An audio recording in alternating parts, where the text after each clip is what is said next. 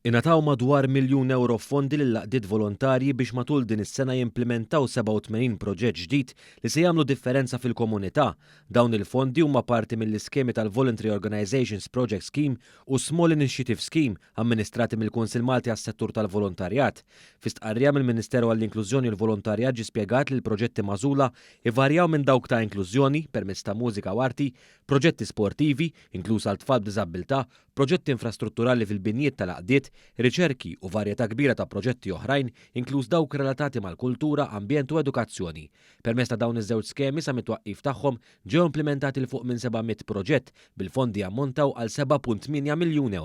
Il-Ministru responsabbli minn dan il-qasam Giulia Farrugia Portelli tenit l-importanza ta' dawn l-iskemi li joffru għajnuna lil laqdiet volontarji u li huma kruċjali għalihom biex jimplementaw proġetti fil-komunitajiet tagħna. Din hija ċelebrazzjoni b'saħħitha ta' leadership fuq livell